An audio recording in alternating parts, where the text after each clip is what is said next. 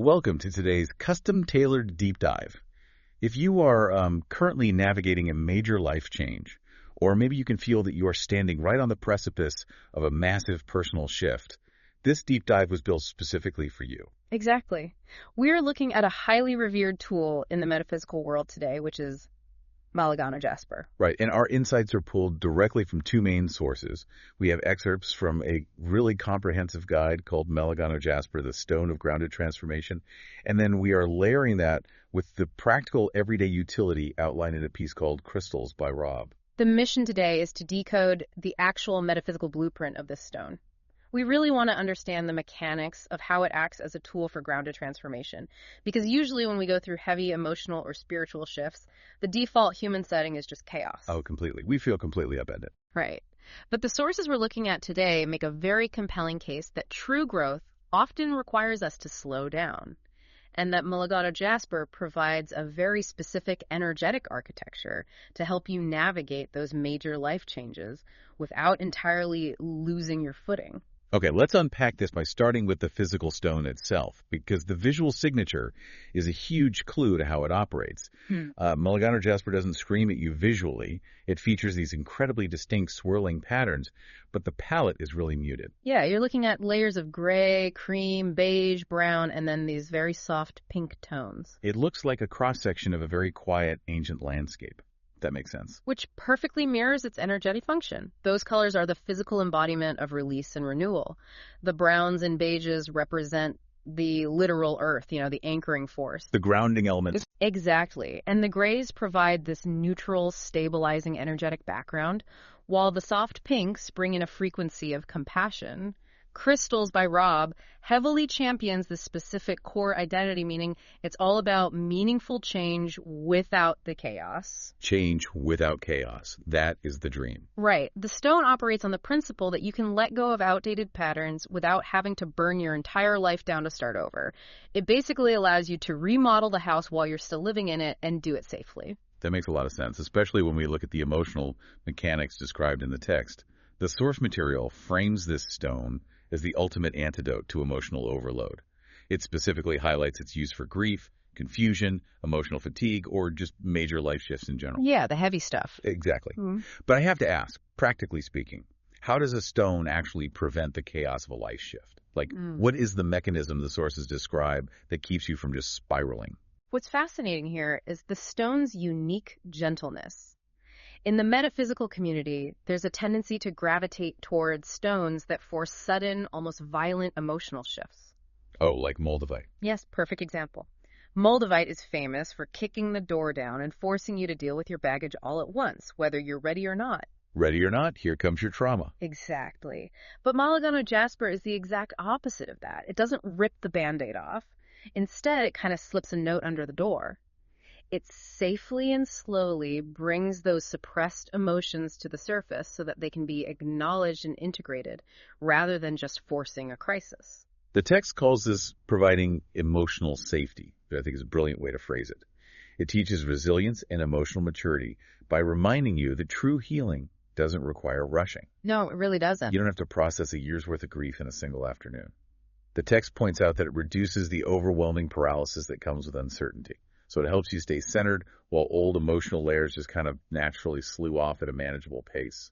And creating that emotional safety is what allows the spiritual architecture of the stone to actually do its work.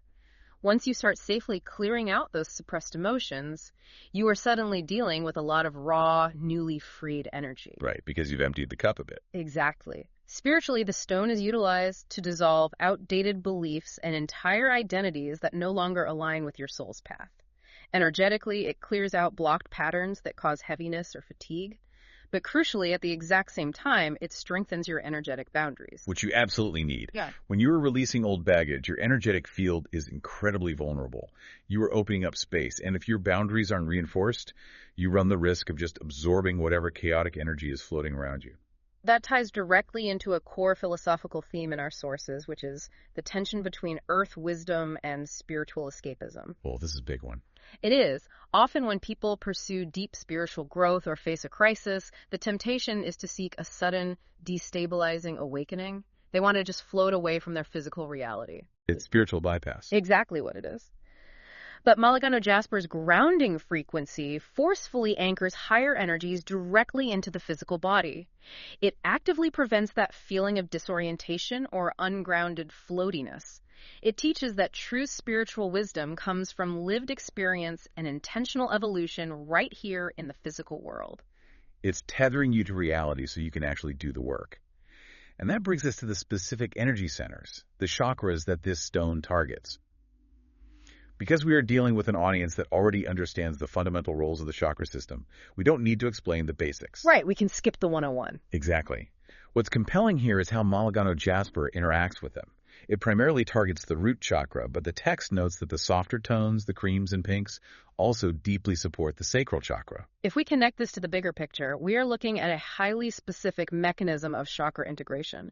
Because it anchors so deeply into the root, it bypasses that floaty, ungrounded feeling you sometimes get during heavy sacral emotional purges. Oh, that makes total sense. It is essentially tethering your root so your sacral can safely do the heavy lifting of emotional release and processing those lingering attachments.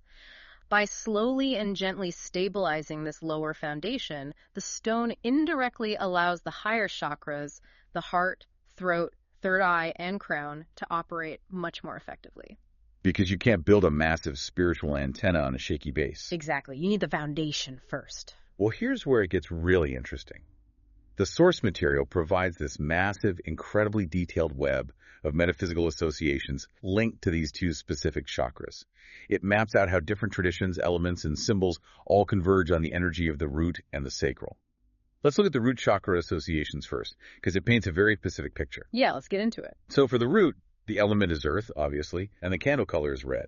The animals associated here are the cow, bull, horse, ant, bear, wolf, and dog. The animal associations are incredibly telling. You have heavy hitters like the bear and the bull, creatures that are known for their immense physical presence and endurance. But the inclusion of the ant is what really captures the essence of Maligano Jasper for me. The ant, really, out of the bear and the wolf. Yeah, the ant. Because the ant represents that slow, foundational, grain-by-grain work ethic. It's the micro-level grounding that builds the macro-level structure. That is such a good way to look at it. Astrologically, the sources link the root to Capricorn, Taurus, and Virgo, which are the earth signs. The planetary rulers are Saturn and Mars. And the herbal associations are completely literal here. We have ashwagandha root, ginger root, turmeric root, and dandelion root.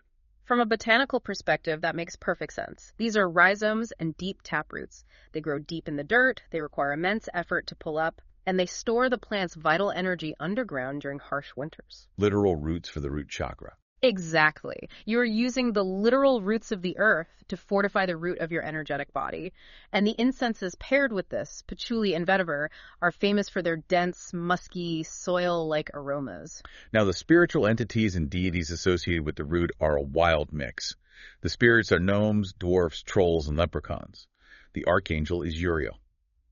And then we have this robust list of gods and goddesses. Ready for this? Go for it. We have Lua, Nirain, Adonis, Athos, Aran, Dionysus, Marduk, Pan, Tammuz, and Cernunnos. Wait, I have to pause on Dionysus. The god of wine and absolute revelry. How does that fit into a stone that's all about grounding, stability, and slowing down? I know, it seems like a contradiction until you look at the older agricultural roots of Dionysus. Oh, before the wine and parties. Right, before he was just known for revelry, he was deeply tied to the grape harvest, the soil, and the raw, untamed cycles of the earth. Along with Pan and Cernunnos, these are deities of the deep forest and the underworld. The wilder parts of nature. Exactly. They represent the primal, unpolished rhythms of the physical world. It reinforces that Maligano Jasper isn't about pristine, sterile healing. It connects you to the messy, fertile dirt where real growth happens. That is a great distinction. Real growth is messy. But then the text shifts to the sacral chakra associations, and the entire frequency changes. The element is water, the candle color is orange, and the animals pivot completely away from the terrestrial.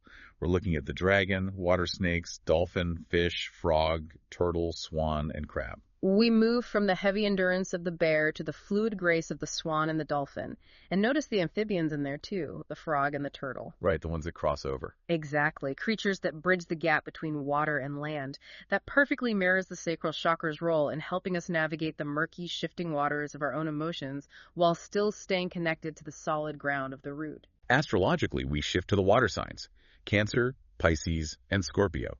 The planetary rulers are Jupiter, Venus, and Pluto.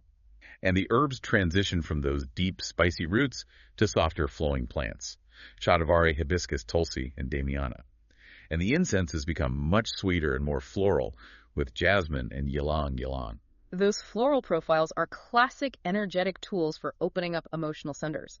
While the root herbs fortify you, these sacral herbs and oils ease tension. They promote that gentle, steady emotional release that Maligano Jasper facilitates. The spirits associated with the sacral follow that fluid theme too.